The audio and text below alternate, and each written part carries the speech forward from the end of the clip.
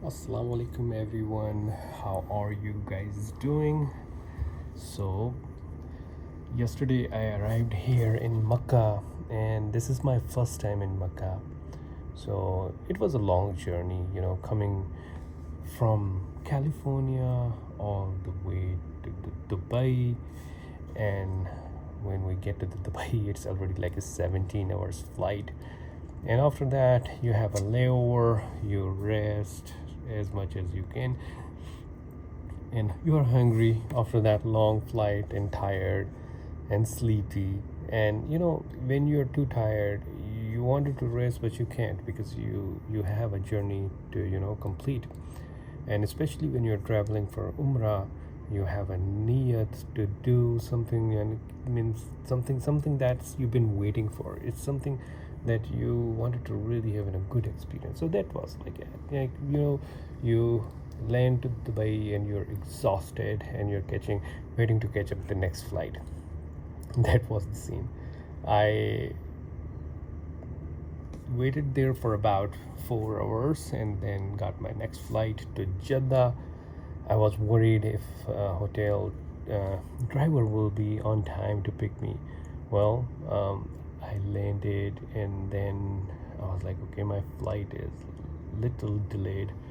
I don't know if I will be able to catch the driver or if he gonna leave or what. Anyway, he was such a nice guy. He texted me while even I was in the flight. I just landed. He said, "Don't worry. If you take like hour or 2 hour, we'll be okay. So just take your time." And then after that, I collected my luggage and came to the hotel and just checked in, put your luggage, fresh up, and go for Umrah. So I before I was like traveling, I was like, okay, I'm gonna do my first Umrah on day one when I arrive, and I will gonna take a rest, and then I will get up and fresh and go and perform another Umrah. I found out that I have to go to Masjid Aisha and do my niyat and come back and perform second Umrah. But man, yesterday when I started my Umrah and started my Tawaf, I was so surprised and amazed to see the population. Like people were like everywhere. Somebody told me to go inside from gate 79, and I did. So I strongly suggest you guys do that. Keep your eyes a little lower so you don't gaze to the Kaaba directly, because when you walk in, you straight look at the Kaaba. So when you get close, you just take a look, make your first dua, and I heard कि जो पहली दुआ होती है वो दिल से वो कबूल होती है. I mean to say that the first dua get accepted. So I made my wishes.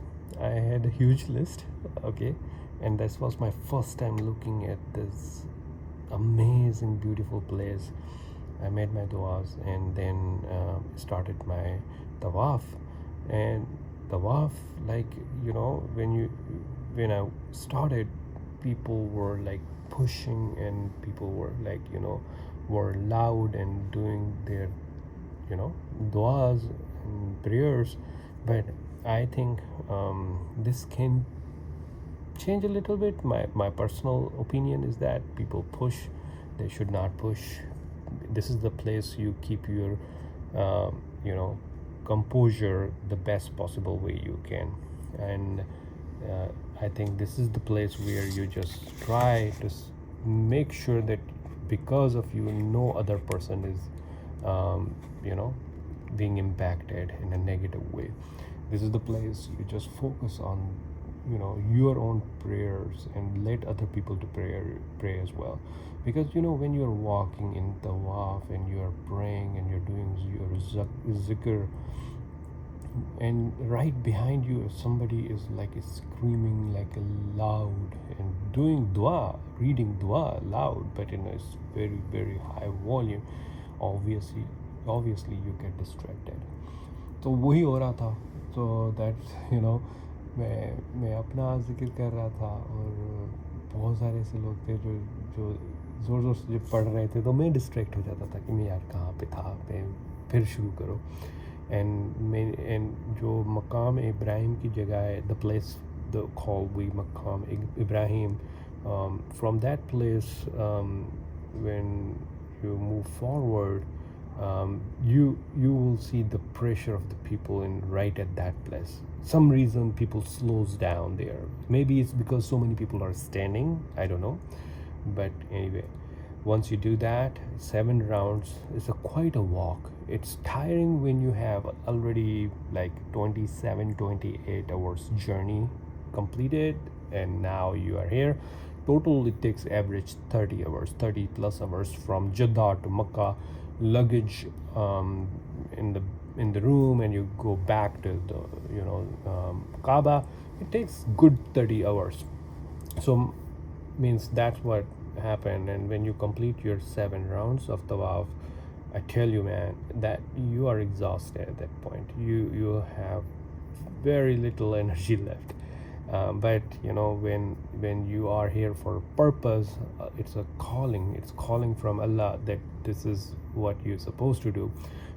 I completely believe in that. If you have money, if you have a time, many times you want badly, but something comes up and you don't get a chance to visit. So it's a calling. Allah Mia calls you when your time comes. Anyway, then from Tawaf to going to the Safa Marwa, I did not know that where it is, so I just started asking and follow the direction. I did my read to Nafil and then drank my Zamzam and then went to the Safa and Marwa. Again, I was under impression this probably not going to be a lot of walk, but oh boy, it is quite a walk. And that walk tells me, whole walk and whole experience of Umrah is telling me something really interesting, that hey, do your Hajj in your young age. Do your Hajj as soon as you can do your Hajj, because if the Umrah is this tiring for a person like me, imagine when I am like 70 years plus, 65 plus, and then I'm planning for my Hajj. it it's gonna be very tiring. Okay, so the point is that because why I'm saying that, because when you are focused, you are praying with the quality. Because you're focused, your body have the energy. When you are tired and you're old, then your body will be tired.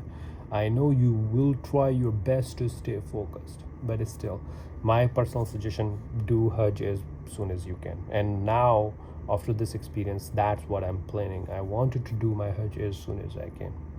Well, I'm now sitting in my room and I thought I should record this and talk to you guys. And I hope you like, and I wish you all in my prayers, whoever is listening this. I wish you all the best. All of your prayers, those are positive and nice and good for you. I pray all of those comes true. I pray that you become helpful for others, and I pray that all of your journey, rest of your life, goes smooth, worry free. I pray that you only and only depend on Allah, and Allah gives you every support He can. Nobody should be depending on any other human. Okay, Allah equips you with all the blessing. I pray that when the time comes from passing this world to the next, that time get easy for you. I pray that when you pass away from this world to the next, that journey also be smooth for you. I pray that your loved one stays safe. So there you go. I wish you guys the best. All right, and thank you for listening.